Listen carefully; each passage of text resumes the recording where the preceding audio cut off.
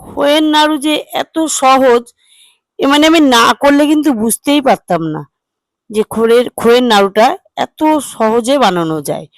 প্রথমে তো আমি ভয় পেয়ে গেছিলাম। তারপরে আমি একটু দেখি চেষ্টাই করে দেখি সেটা ভেবে আর কি আমি করতে বসলাম। আমি 150 গ্রাম মতো খই নিয়ে নিয়েছিলাম। প্রথমে আমি কড়াইতে একটু নেড়ে নেব। আমি একটু ধানগুলো বেছে নিয়েছিলাম। তা দেখুন ভেঙে যাচ্ছে, তার মানে আমার খইটা প্রায় হয়ে এসছে। হাত দিয়ে দেখলেই বোঝা যাবে। এরপরে আমি একটু ঠান্ডা করে নিয়েছি। নেওয়ার পরে আমি মিক্সিতে ওগুলো একটু হালকা করে গুঁড়ো করে নেব। এবার আমি 1 বাটি জল দিয়ে দিয়েছি। আর 150 গ্রাম খইয়ের জন্য আমি 300 গ্রাম গুড় নিয়ে নিয়েছি। গুড়টা বেশ ভালো করে জ্বালাতে হবে। অল্প করে আঁচে, মানে আঁচটা একটু ছোট করে দিতে হবে, তাহলে গুড়টা পুড়ে যেতে পারে। প্লেটে দিলেই বোঝা যাবে। দেখুন এক জায়গায় দলা বেঁধে যাচ্ছে, তাহলেই বোঝা যাবে। জমাট জমাট মতো হয়ে আসলে বোঝা যাবে যে গুড়টায় পাক এসে গেছে। দেখুন আমার গুড়টা প্রায় পাক এসে গেছে। আমি একটু শুকনো নারকেল দিয়ে দিলাম। এখানে কিন্তু কাঁচা এমনি নারকেল কুড়িয়েও দেওয়া যাবে। তা আমি শুকনো নারকেল হাফ বাটি দিয়ে দিয়েছি। মানে ধরুন 50 গ্রাম মতো, 150 গ্রাম খইয়ের জন্য। এভাবে আমি দিয়ে গুড়টার সঙ্গে বেশ ভালো করে আমি মিশিয়ে নেব। এভাবে বেশ গুড়টার সঙ্গে এটা নারকেলটা সুন্দর করে মাখিয়ে নিতে হবে। এরপরে আমি একটু দিয়েছি কর্পূর। কর্পূরের গন্ধটা আমার কাছে খুব ভালো লাগে। কর্পূর একটু দিয়ে দিলাম যাতে সেন্টটা সুন্দর হয়।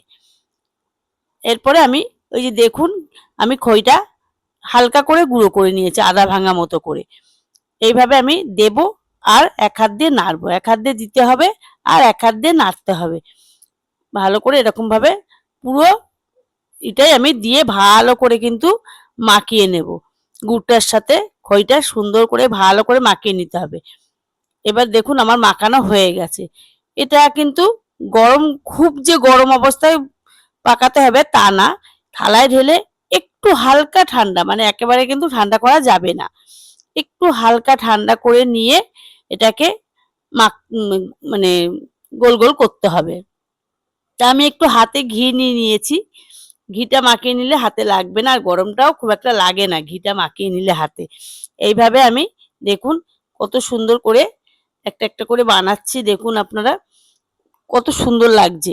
খইয়ের নাড়ু সত্যি এরকম ভাবে বানালে যে এত সহজ, এটা আমি জানতেই পারিনি। আমি তো প্রথমে ভয় পেয়ে গেছিলাম যে কি জানি আমি তো পারি না, তা ভয় পাচ্ছিলাম। কিন্তু দেখলাম যে না, এ তো একেবারেই সহজ। আর এত সুন্দর টাইট হয় নাড়ুগুলো, মানে একদম শক্ত হয়ে যায়। একটু ঠান্ডা হয়ে যাওয়ার পরে নাড়ুগুলো একেবারে টাইট হয়ে যাবে, শক্ত হয়ে যাবে। খুব সুন্দর, মানে খেতেও খুবই সুন্দর খইয়ের নাড়ু। আর দেখতে তো খুবই সুন্দর, মনে হচ্ছে যেন কি সুন্দর যেন একটা নাড়ু, নারকেলের নাড়ুর মতো সমান গা প্লেন, কত সুন্দর দেখাচ্ছে, এতটা সুন্দর লাগে। তা আপনাদের বন্ধুরা কেমন লাগছে আমার নাড়ুটা? অবশ্যই কিন্তু কমেন্টে আমাকে জানাবেন। আপনারা কমেন্ট করলে, আমি পড়লে আমার খুব ভালো লাগে আপনাদের কমেন্টগুলো পড়তে। আর আপনারা ভালো থাকবেন, সুস্থ থাকবেন। সামনে কিন্তু কালী পুজো আসছে।